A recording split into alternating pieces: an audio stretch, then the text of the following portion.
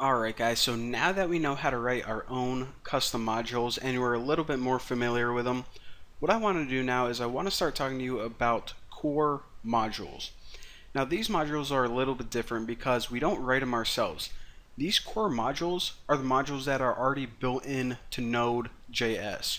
So of course, Node already comes with a bunch of functionality that you're going to be using a lot, and well, let's just go ahead and get started. First of all, I want to say that there are a ton of core modules. If I just take a couple tutorials and try to explain them all, then it's going to be like 8 days long. So instead of just going through all of the core modules one by one, I'm going to be explaining them to you as we need them in future programs. But for right now, I'll show you guys like one or two just to just to demonstrate them. And by the way, the common practice is this. Well, let me just go ahead and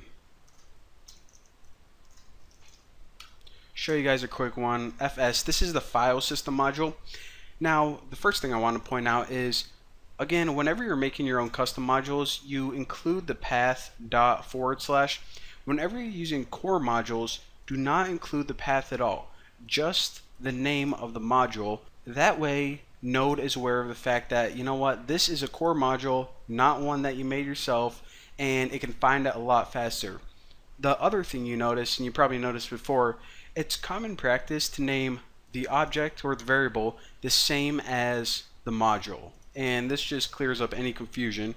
So again, what this is, real quick example, this is the file system module, and it just allows you to pretty much read and write files and also delete them.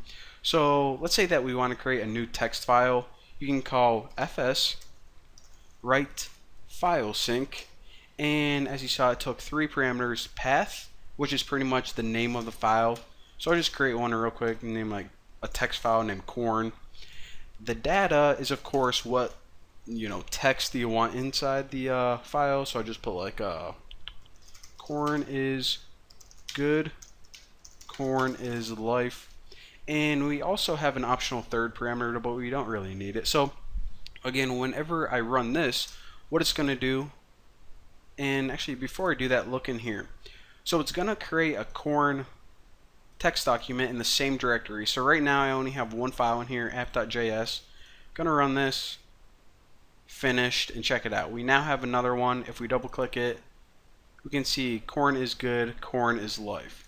So that's what that does. And of course, one other bit of code I'll show you guys real quick is how to read files.